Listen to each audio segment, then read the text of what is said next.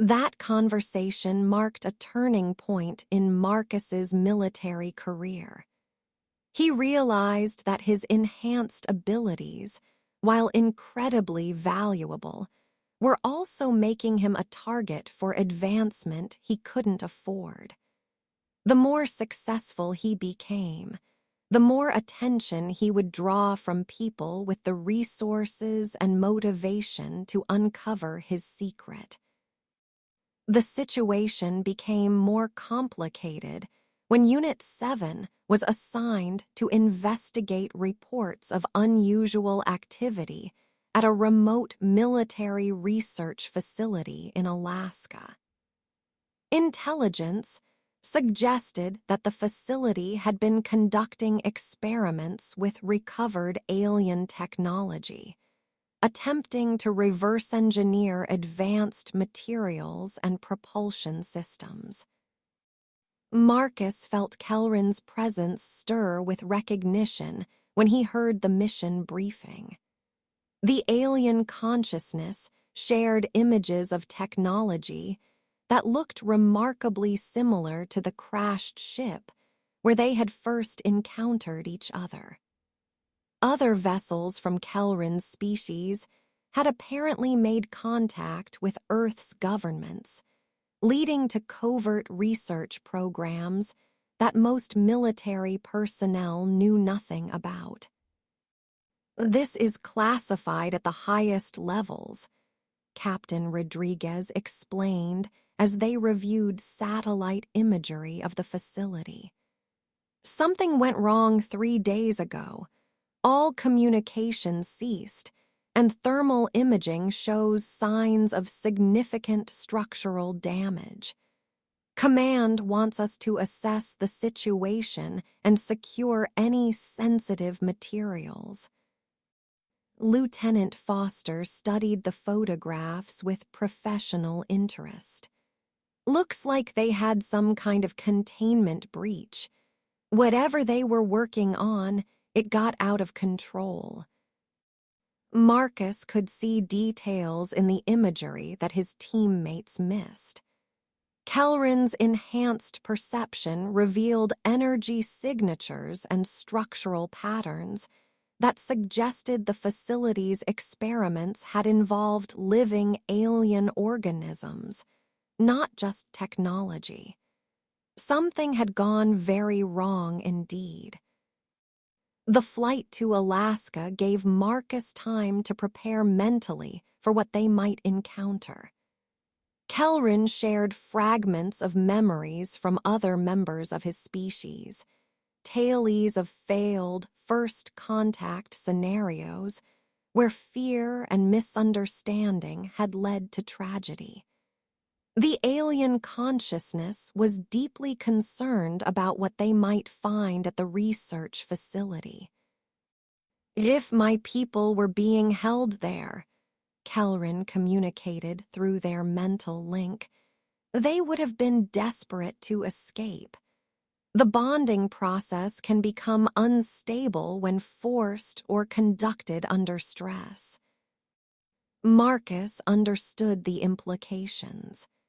If the researchers had been trying to replicate the symbiotic process that had created his partnership with Kelrin, they might have created something far more dangerous than they intended. The facility was eerily quiet when Unit 7 arrived. Emergency lighting cast strange shadows through the snow, and several buildings showed signs of explosion damage. The main research laboratory had been completely destroyed, leaving only twisted metal and scattered debris. Captain Rodriguez deployed the team in standard formation, with Marcus assigned to technical assessment and data recovery. As they approached the administrative building, Marcus's enhanced senses detected something his teammates missed entirely: the faint sound of movement from within the supposedly abandoned structure. "Sir," Marcus said quietly, I'm picking up signs of life in building. See someone still alive in there. Staff Sergeant Williams checked his motion detector, frowning at the blank display. I'm not seeing anything on instruments. Marcus could feel Kelrin's presence intensifying, the alien consciousness responding to proximity of others of his kind. Trust me on this one. There's definitely someone inside. They entered the building cautiously, weapons drawn and senses alert. The interior had been ransacked, with furniture overturned and computer equipment smashed. But in the basement level, they found Dr. Amanda Peterson, one of the facility's lead researchers, hiding in a storage closet.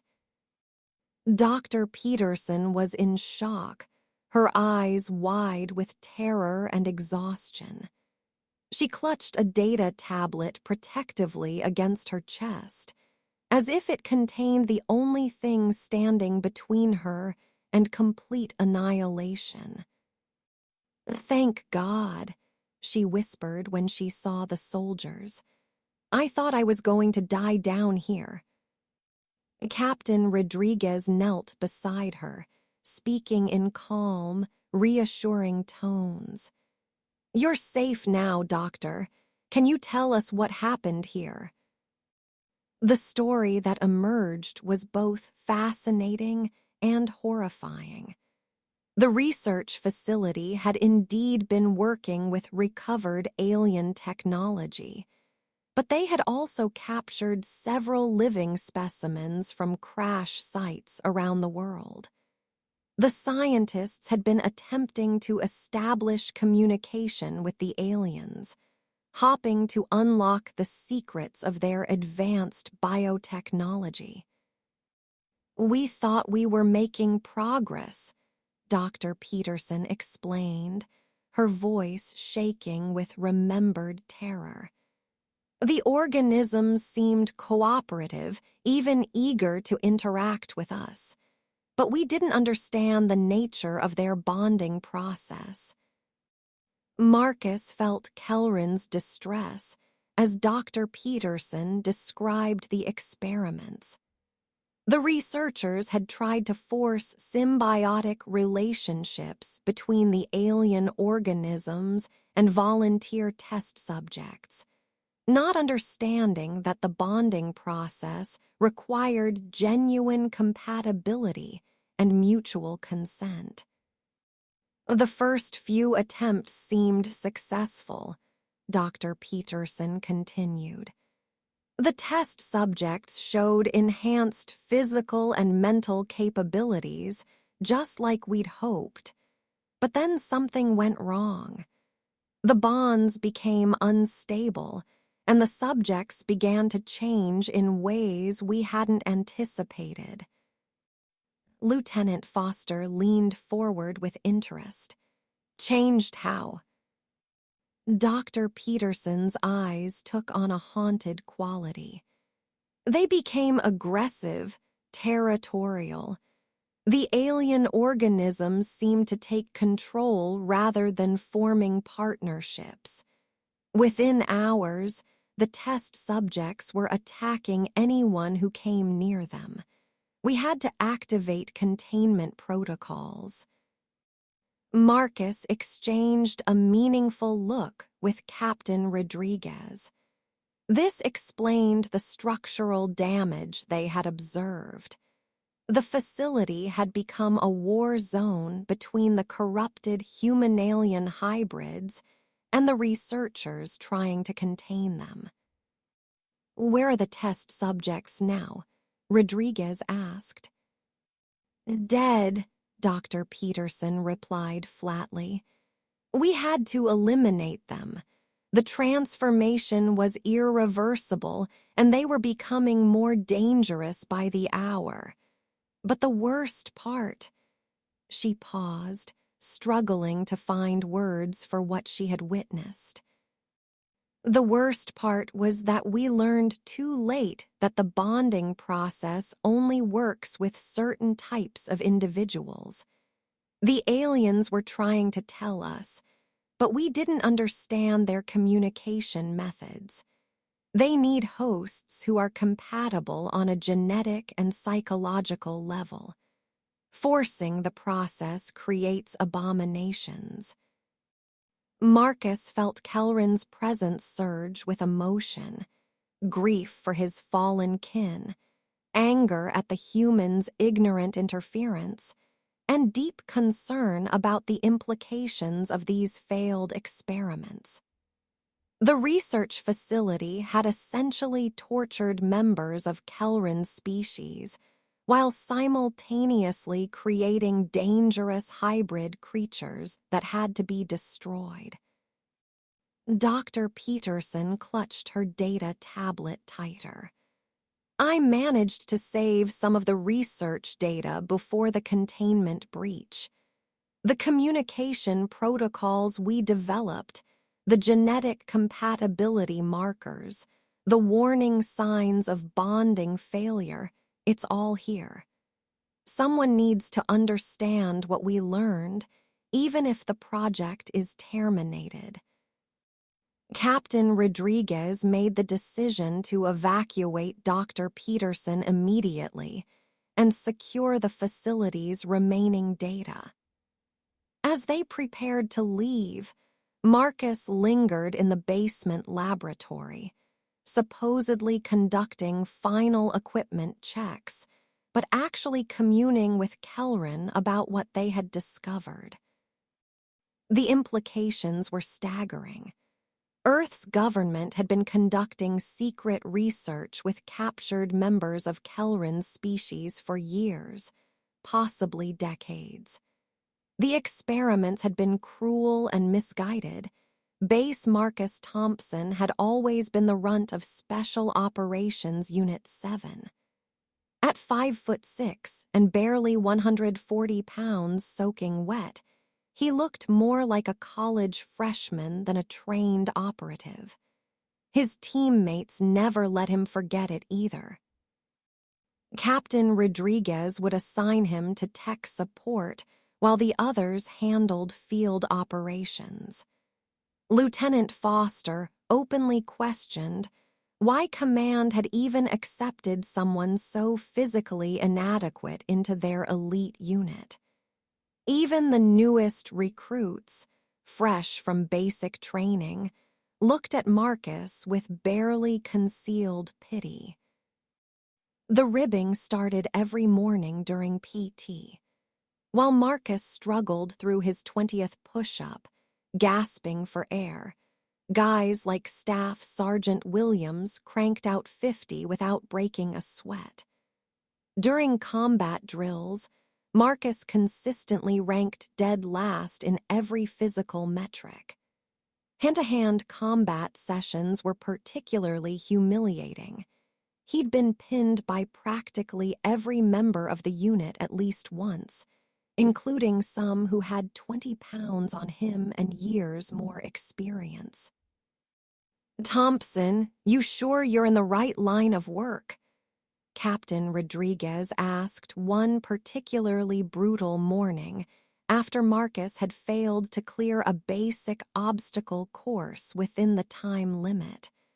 The rest of the unit watched silently, some shaking their heads in disappointment.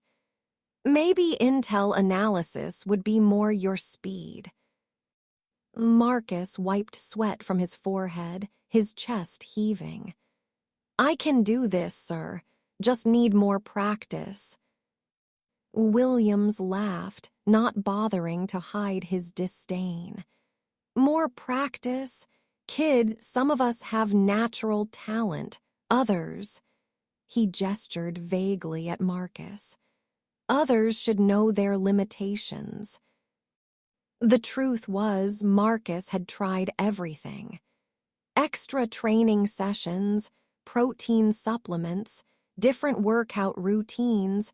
Nothing seemed to bridge the gap between him and his teammates. His test scores were excellent, his tactical knowledge was solid, and his marksmanship was actually above average. But in a unit where physical prowess was everything, those skills felt worthless. Things got worse when Unit 7 received their assignment to investigate the crashed alien vessel in the Nevada desert. Intelligence suggested it was some kind of reconnaissance ship that had gone down during a routine patrol. The mission parameters were straightforward. Establish a perimeter, document everything, and extract any useful technology or biological samples. Marcus was assigned to base camp operations, while the others formed the primary insertion team. He'd monitor communications, coordinate with command, and basically watch from the sidelines while his teammates did the real work. Again. "Don't worry, Thompson," Foster said, patting him on the shoulder with mock sympathy. "Someone's got to hold down the fort while the adults handle business." The alien ship was unlike anything they'd encountered before. Roughly triangular, about the size of a small aircraft, its hull seemed to shift colors in the desert sunlight. Strange symbols covered its surface, pulsing with a faint blue energy that made their instruments go haywire. The crash site showed signs of a controlled landing rather than an accident. The ship was intact, just powered down. Marcus coordinated the initial sweep from his position half a mile away, listening to his teammates chatter through the comm system. They sounded excited, almost giddy at the discovery. This was the kind of operation that could make careers, the kind of thing that got people promoted and transferred to better units. "Base camp, this is Rodriguez. We're moving to breach the hull. Whatever's inside this thing, it's still active. Energy readings are off the charts." "Copy that, Captain. All readings look normal from here." Marcus checked his screens again, noting elevated electromagnetic activity but nothing dangerous. That's when everything went sideways. The explosion wasn't visible from Marcus's position, but he felt it through the ground. A deep, resonant boom that seemed to come from everywhere at once. His communication equipment went dead instantly, screens flickering to black. Emergency protocols kicked in automatically. He was supposed to call for backup and maintain position until reinforcements arrived. But something was wrong. Through his binoculars, Marcus could see figures moving near the crash site, but they weren't moving right. Too jerky, too uncoordinated. And there were flashes of that same blue energy, brighter now, almost blinding. Marcus made a decision that would have gotten him court-martialed under normal circumstances. He abandoned his post and headed toward the crash site on foot, carrying only his sidearm and a basic medical kit. The logical part of his mind screamed that he was being an idiot, that he should wait for backup, that he wasn't qualified for this kind of rescue operation. The scene at the crash site was like something out of a nightmare. His teammates were scattered around the alien vessel, all unconscious or worse. Captain Rodriguez lay motionless near what appeared to be an open hatch in the ship's hull. Williams was face down in the sand, his equipment scattered around him. Foster wasn't moving at all. Marcus approached cautiously, weapon drawn, trying to process what he was seeing. The ship's hull was open like a flower, revealing an interior that seemed to pulse with organic movement. And there was something else, a sound, barely audible, like whispers in a language he didn't recognize. That's when he saw it. A creature about the size of his fist, translucent and moving with fluid grace, emerged from the ship's interior. It looked almost like a jellyfish, with tendrils that sparkled with bioluminescent patterns. Marcus raised his weapon instinctively, but something stopped him from firing. The creature moved toward him slowly, almost hesitantly. Marcus could feel his heart pounding, sweat dripping down his back despite the desert heat. Every instinct told him to run, to shoot, to do something other than stand there like an idiot. But there was something in the creature's movement, something that seemed almost curious. When it touched his wrist, Marcus expected pain or cold or some kind of alien toxin burning through his system. Instead, he felt a warm, tingling sensation, like a mild electrical current. The creature's tendrils wrapped gently around his forearm, and suddenly Marcus's mind was flooded with images and sensations that weren't his own.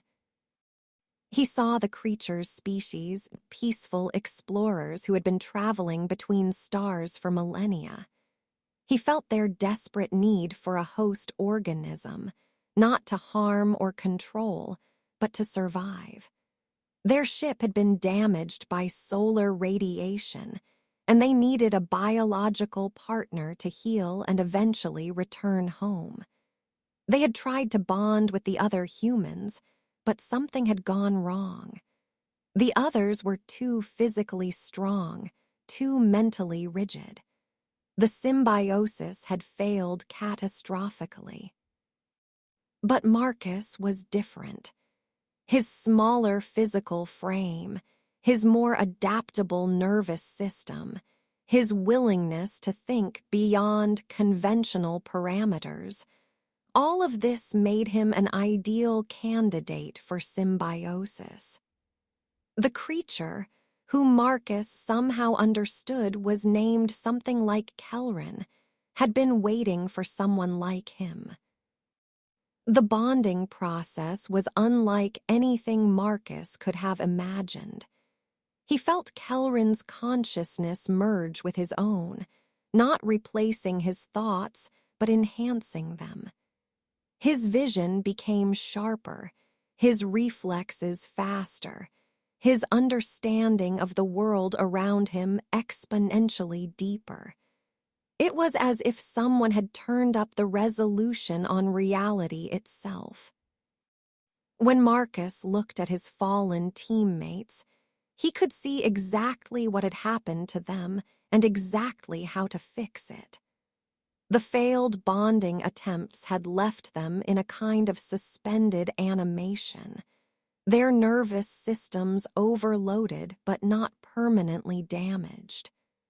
With Kelrin's guidance, Marcus was able to stabilize them one by one, using a combination of human medical techniques and alien biotechnology. Captain Rodriguez was the first to wake up, looking around in confusion. "Thompson, what the hell happened? How did you?" He stopped mid-sentence, staring at Marcus with a mixture of surprise and something that might have been respect. Because Marcus was different now, noticeably different. He stood straighter, moved with fluid confidence, and there was something in his eyes that hadn't been there before. The change was subtle but unmistakable. "I'll explain everything back at base camp, sir," Marcus said, his voice carrying a new authority. "But right now we need to evacuate the area. The ship's going to self-destruct in about 6 hours." Rodriguez blinked. "How do you know that?" Marcus smiled, feeling Kelrin's presence like a warm glow in the back of his mind. "Let's just say I've learned a few things." The evacuation went smoothly, with Marcus coordinating every detail with newfound expertise. His teammates were confused, but followed his lead, perhaps sensing that something fundamental had changed.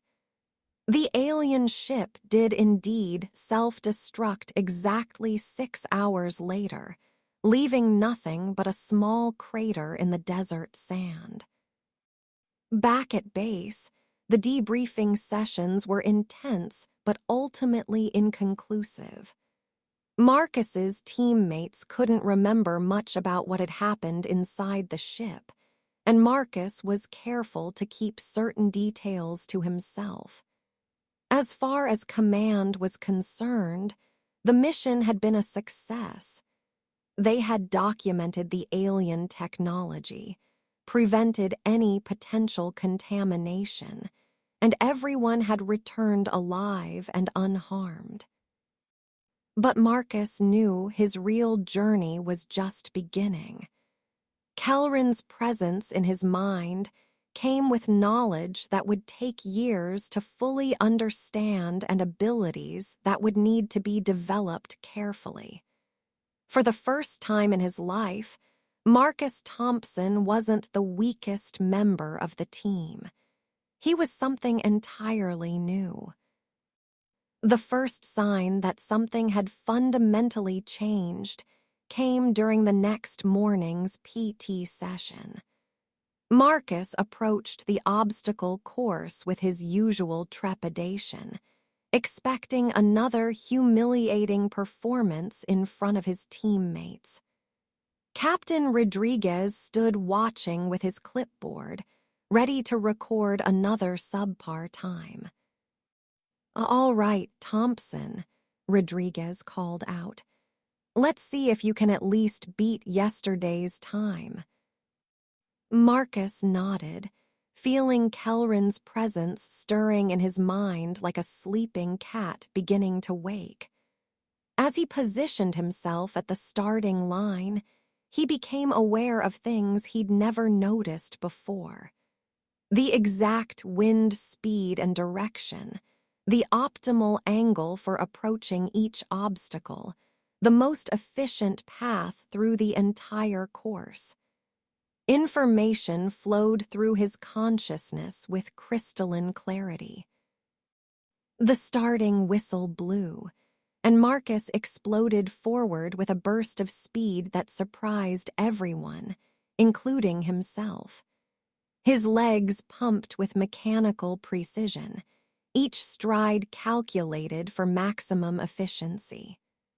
The first obstacle was a 12-foot wall that typically required him to struggle and strain just to reach the top. This time, Marcus approached it at full speed, planted 1 foot halfway up, and vaulted over it with fluid grace.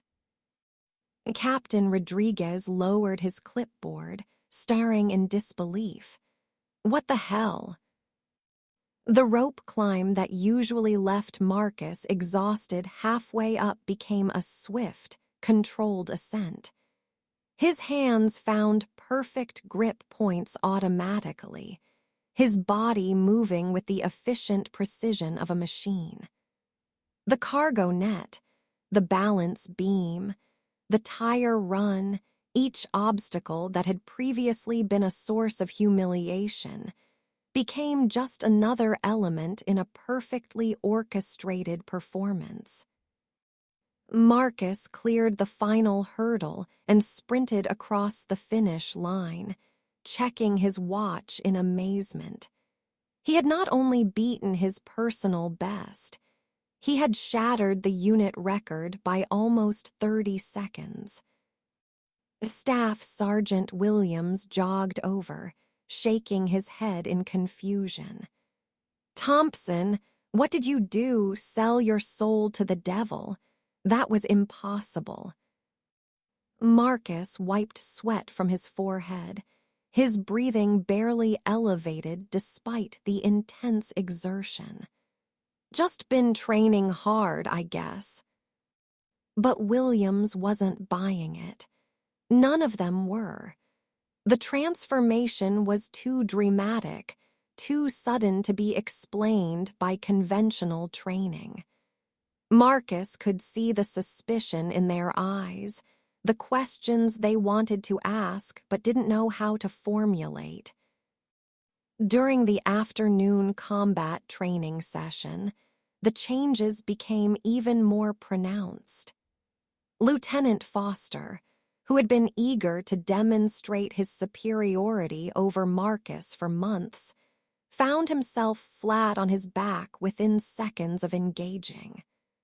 Marcus moved with a fluidity and precision that seemed almost inhuman, anticipating every attack and countering with minimal effort. "Lucky shot," Foster muttered, getting back to his feet. "Let's go again."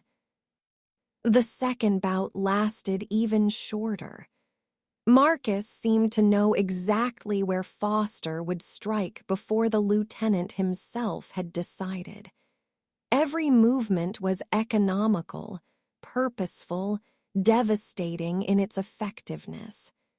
When Foster hit the mat again, harder this time, there was no talk of lucky shots.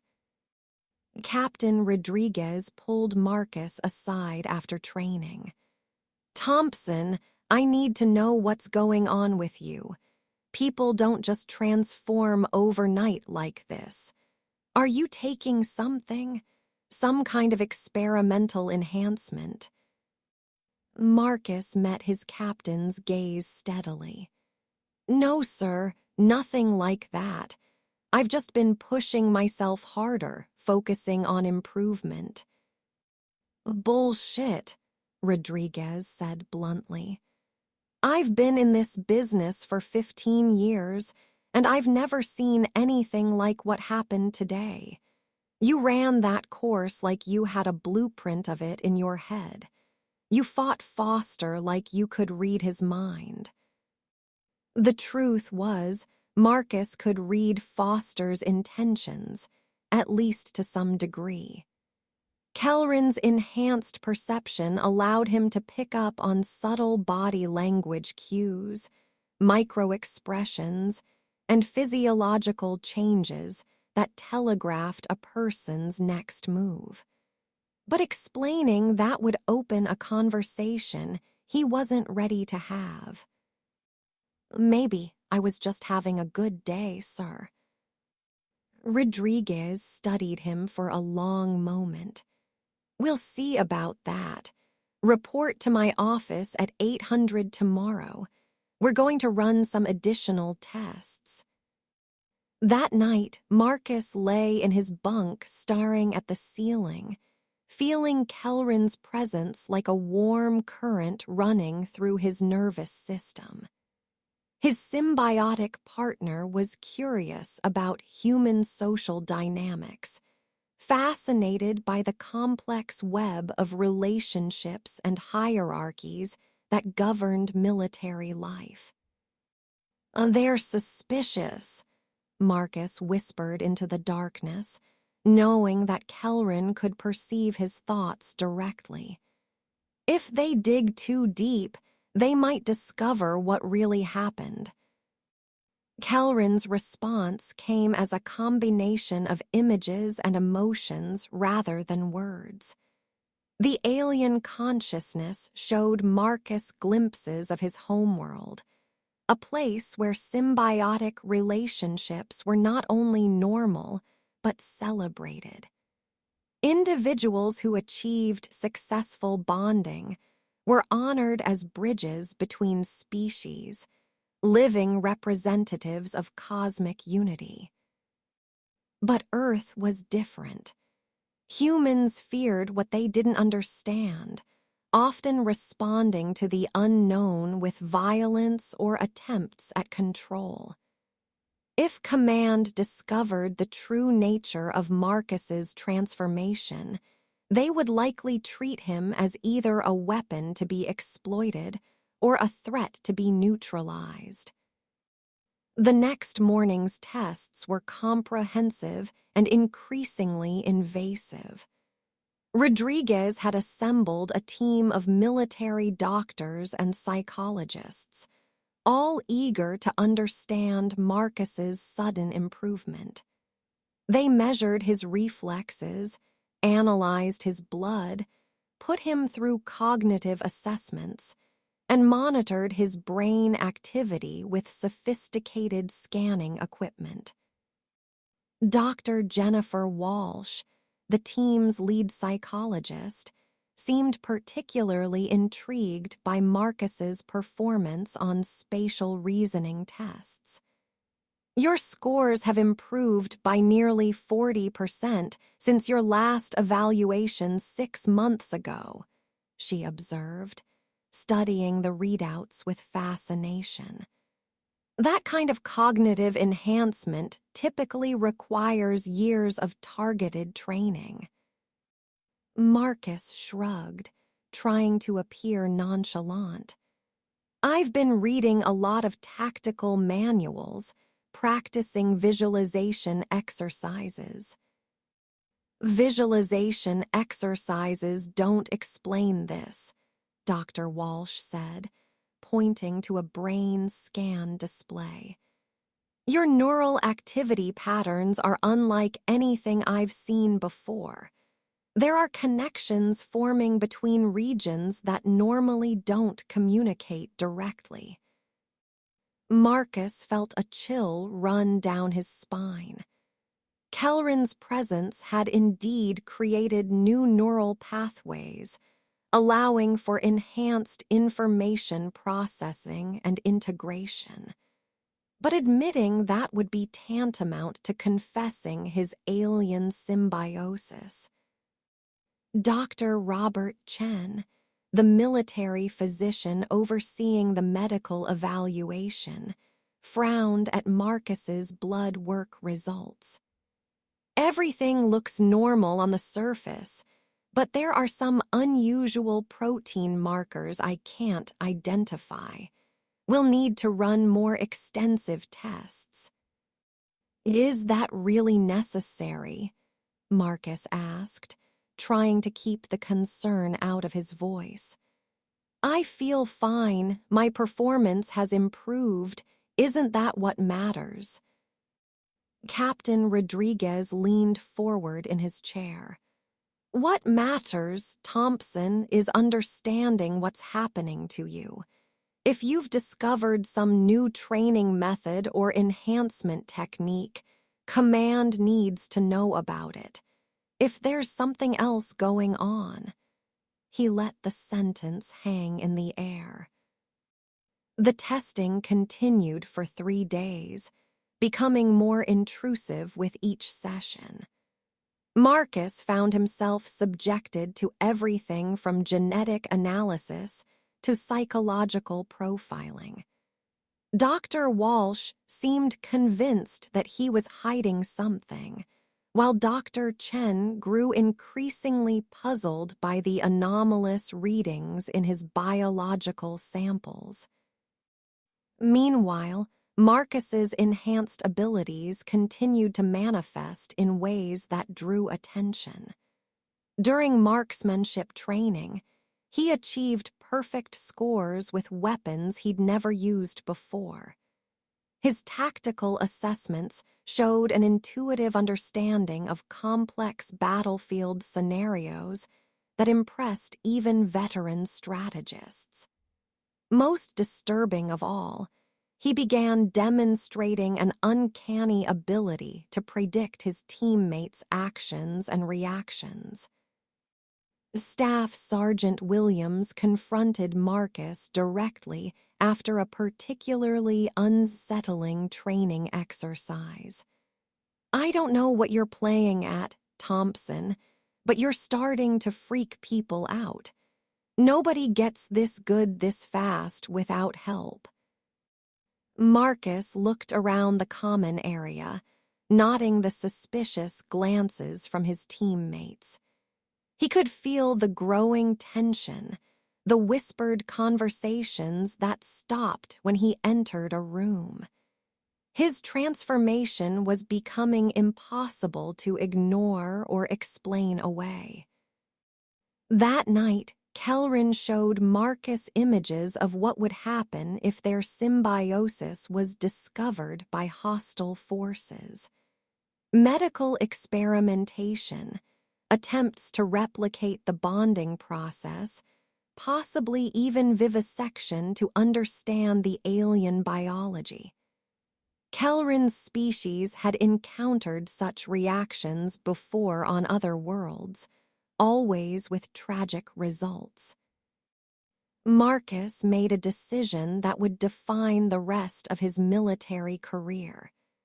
Instead of continuing to hide his abilities, he would find a way to use them that wouldn't raise suspicions about their true origin. He needed to become valuable enough that command would stop asking questions about how he'd improved and start focusing on what he could accomplish. The opportunity came sooner than expected. Unit 7 received an emergency deployment to a hostage situation in Eastern Europe. Intelligence indicated that a group of heavily armed mercenaries had taken control of a research facility, holding dozens of civilian scientists prisoner. Traditional assault tactics were deemed too risky due to the facility's layout and the hostages' vulnerable positions. Captain Rodriguez called the team together for mission briefing. "This is a delicate operation. We need to neutralize the hostiles while ensuring zero civilian casualties. The facility has multiple levels, complex ventilation systems, and limited access points. Command wants options." Marcus studied the architectural plans displayed on the briefing room's screen, his enhanced perception immediately identifying patterns and possibilities that others would miss. Kelrin's alien perspective provided insights into structural vulnerabilities and tactical approaches that were beyond human conventional thinking. "Sir," Marcus said, raising his hand tentatively, "I might have an idea." Lieutenant Foster snorted. "What, you gonna hide in the air vents?" Marcus ignored the sarcasm, moving to the front of the room. "Actually, yes, but not the way you're thinking." He traced a path on the building's schematic with his finger. "These ventilation shafts connect to every room in the facility. If someone small enough could navigate them, they could position surveillance equipment and coordinate a simultaneous breach from multiple points." Captain Rodriguez studied the plans more carefully. "The shafts are barely 18 inches wide. None of us could fit through there." "I could," Marcus said quietly. "And with the right equipment, I could map the exact positions of hostiles and hostages before the main assault begins." Staff Sergeant Williams shook his head. "Thompson, that's suicide. You'd be crawling through metal tubes with armed terrorists below you. One wrong move, one loose screw, and you're dead." But Marcus could see the tactical possibilities with crystalline clarity. Kelrin's enhanced spatial reasoning showed him exactly how to navigate the ventilation system, where to place monitoring equipment, and how to coordinate the perfect simultaneous assault. It was dangerous, but it was also their best chance of success. Dr. Walsh, who had been observing the briefing as part of her ongoing evaluation of Marcus, leaned forward with interest. The psychological pressure of that kind of operation would be enormous. Are you sure you're prepared for that level of stress? Marcus met her gaze steadily. I'm ready, ma'am. Captain Rodriguez studied the plans for several minutes, running calculations and scenarios in his head. Finally, he nodded. All right, Thompson, we'll try it your way. But you follow orders exactly, and if anything goes wrong, you abort immediately. The next 18 hours were spent in intensive preparation. Marcus practiced navigating replica ventilation shafts, memorized every detail of the facility's layout, and tested specialized equipment designed for covert surveillance. His teammates watched with growing amazement as he demonstrated an almost supernatural ability to move silently through confined spaces. The operation launched at 300 hours local time.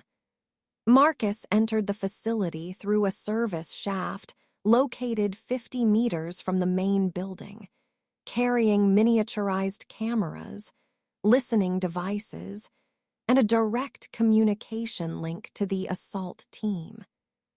The ventilation system was exactly as cramped and uncomfortable as expected, but Kelrin's enhanced proprioception allowed Marcus to navigate the narrow passages with snake-like efficiency. Over the course of 2 hours, Marcus mapped the exact locations of all 12 hostiles and 37 hostages. He positioned monitoring equipment at strategic points throughout the facility, creating a real-time intelligence network that gave the assault team unprecedented situational awareness. Base, this is Overwatch, Marcus whispered into his throat mic, using the call sign Rodriguez had assigned him. I have eyes on all targets, sending coordinates now. The assault itself was a masterpiece of precision timing. As Marcus fed real-time intelligence to his teammates, they breached 6 different entry points simultaneously, neutralizing the hostiles before they could react or harm the hostages. The entire operation was over in less than 4 minutes, with 0 civilian casualties and all objectives accomplished. When Marcus finally emerged from the ventilation system, covered in dust and grime but grinning with satisfaction, his teammates looked at him with something approaching awe. Even Lieutenant Foster seemed impressed despite himself. Thompson, Captain Rodriguez said, clasping him on the shoulder, that was outstanding work. I don't know how you knew exactly where everyone was positioned, but you saved lives tonight. The mission's success generated significant attention within military intelligence circles. Marcus's innovative use of the ventilation system became a case study in unconventional tactical thinking. More importantly for Marcus, Command's focus shifted from questioning his abilities to finding ways to utilize them more effectively. Dr. Walsh submitted a report recommending Marcus for advanced psychological evaluation and possible inclusion in experimental special operations programs. Subject demonstrates exceptional spatial intelligence and tactical intuition that could be invaluable for specialized missions, she wrote. Recommend immediate advancement to higher classification levels. Staff Sergeant Williams pulled Marcus aside after they returned to base. I owe you an apology, Thompson. I thought you were just some weak link we had to carry. Turns out you might be the most valuable member of this unit. Marcus accepted the apology gracefully, but privately he knew that his real value was still hidden. The successful mission had bought him breathing room, but it had also raised the stakes. If Command decided he was truly exceptional, they would want to study him more intensively, possibly discovering Kelrin's presence in the process. That night, as Marcus lay in his bunk reflecting on the day's events, Kelrin shared his own observations about human military culture. The alien consciousness was fascinated by humanity's capacity for both cooperation and competition, their ability to work together toward common goals while simultaneously jockeying for individual recognition. Your species is remarkably adaptable, Kelrin communicated through their shared mental link, but also unpredictable. Some of your companions have accepted your transformation, while others remain suspicious. Marcus nodded silently. Lieutenant Foster still watched him with narrowed eyes during training sessions, and Dr. Chen continued to request additional medical tests. The success in Eastern Europe had bought Marcus some credibility, but it hadn't eliminated all the questions about his rapid improvement. The next few weeks brought a series of increasingly complex assignments. Marcus found himself at the center of Unit 7's most sensitive operations, his enhanced abilities making him indispensable for missions that required unconventional approaches.